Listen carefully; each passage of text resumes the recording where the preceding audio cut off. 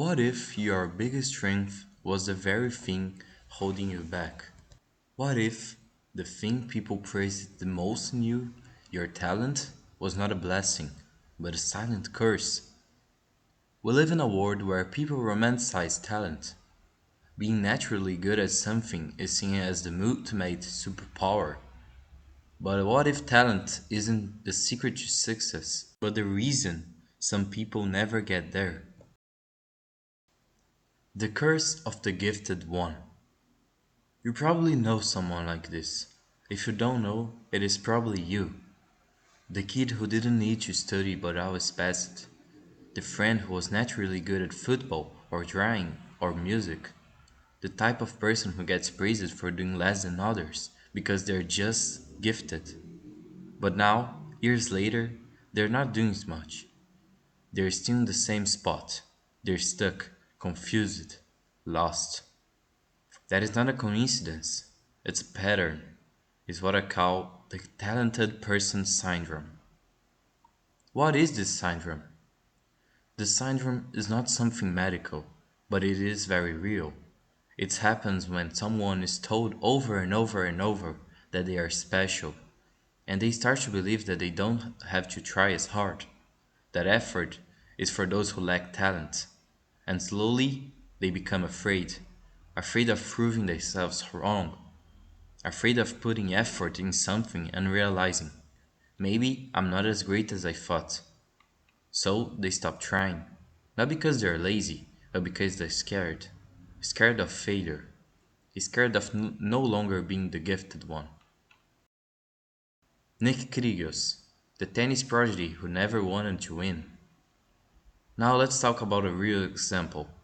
Nick Kyrgios, a tennis player so talented, so unique, that legends of the sport praised him as a natural genius. He had one of the best servers in the world, a flair no one could teach. He beat Nadal, Federer, Djokovic, the best of the best, early in his career. But here's the thing, he never won a Grand Slam. Not one. He reached one in 2022, but he never pushed for more. He skipped tournaments, got fined for attitude, lacked discipline. He said it himself. I don't love tennis, I never have. In an interview with Patrick Moratoglu, the coach told him, you, my friend, suffer from the syndrome of the talented person. I think the world wants to know, you got the coach teaching the player who is refusing to have a coach. What would you tell me? I feel you have what I call the syndrome of the talented player, and I'm going to explain what I mean by that. So probably since you're a kid, everyone says to you that you're very talented. So now it's part of you. It's part of your identity to be talented. And the question is for someone like you is, are you prepared to potentially lose a piece of your identity to be talented, to be a champion? And what he meant was, Nick Kyrgios would rather be the guy that people say he could have been the best than to actually risk becoming the best and failing with then the truth. He knew that if he fully committed and failed, his entire identity would collapse. So instead, he stayed in the middle ground, not working hard, not winning much, but always being seen as the guy who could have been. That is the trap. Neymar, when talented, makes you comfortable. Now, let's look at another name. Neymar Jr., probably one of the most naturally gifted players of our generation. Dribbling, creativity, flair, instinct, he has it all.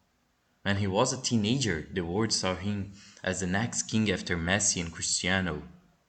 He won the Champions League with Barcelona, played beside Messi and Suarez in one of the deadliest years ever, MSN, and then he left. He went to PSG, a league with less pressure, to be the main star. At first, it made sense. He wanted to step out of Messi's shadows. But what happened next? He stopped growing. Injuries, parties, controversy. Still good, still brilliant, but not involving. Neymar didn't become a failure. He became something worse. a symbol of unfilled greatness. Always close to the Ballon d'Or, but never the winner. Always admired, but never the true icon he could have been. And it is possible, just possible, that was more comfortable being the idol of Brazil than taking the pressure to become the best in the world. Because when you know you're special and everyone tells you that day from one, you start thinking that effort is optional, but it's not. The gift that holds you back. My history, the weight of seeming promiser. And you know what? This isn't just about the athletes. This is personal. I felt this too. I've always been told I'm smart, that I pick things up quickly, that I have potential. But here's the thing about potential. If you never try, you never prove it wrong. You live in that comfort zone of, I could be great if I wanted to. I know that mindset way too well. In my entire life, I could have studied harder, committed more, not only studied, but tried harder on everything, gone deeper into my passions, but instead, I just coast, because coasting keeps the illusion alive. If I never go all in, I can always say, I didn't fail, I just didn't try. I got an exam for proficiency at German. At the final speaking exam, the examiner asked me about my future dream career. I asked her by saying that I wanted to be unemployed my whole life so that the girl that was doing the exam with me could laugh. I did not study for the test, so I found that it would be great so I could tell my friends what I did, and the girl could find me funny. And failing in my proficiency would not be considered because I was not good at the language, but because I didn't try it at all. That's what makes this syndrome so dangerous. You don't quit because you're weak, you quit because you're scared. And being talented gives you the perfect excuse to stop just before it gets hard. The silent pressure of being talented. Here's something people don't talk about enough. Being talented can actually be a curse.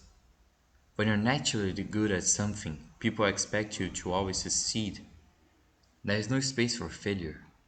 There is no room for learning curves. You're supposed to get everything right. First try. That's the pressure of being gifted. The world stops rooting for you and starts demanding from you.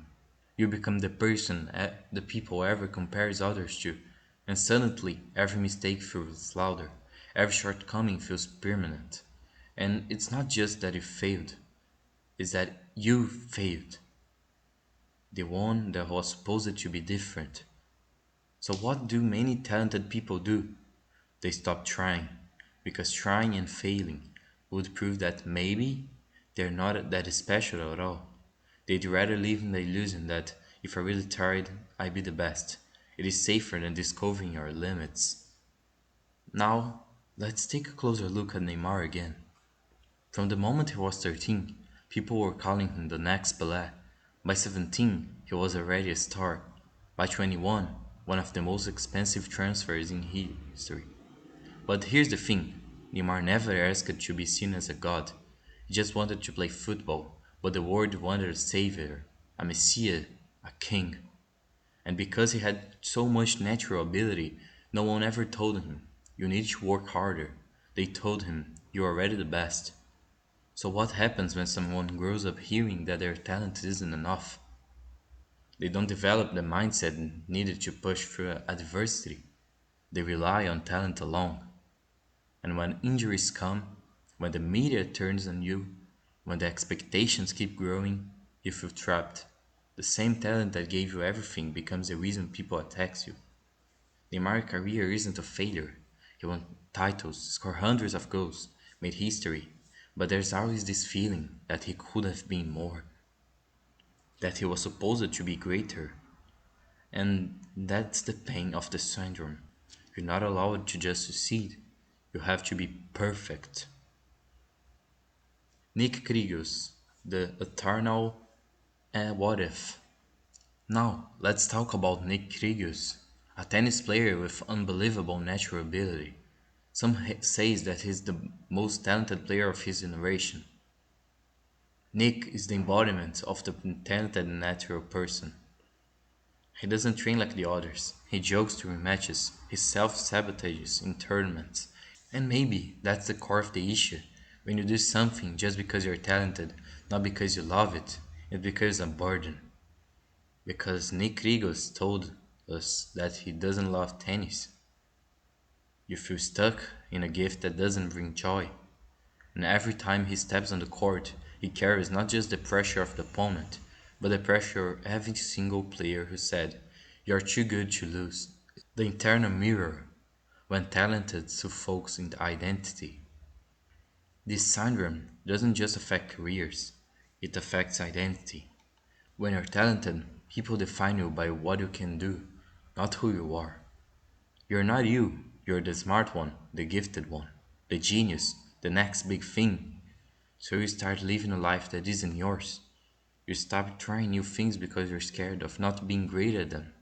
You stop growing because failure would shatter the illusion. You started to hate the things you were once praised for because it no longer feels like a passion. It feels like a duty. The way you can escape this prison. But here's the truth. You don't owe anyone greatness. You don't need to fulfill anyone's fantasy of reputation. You just don't need to be the best.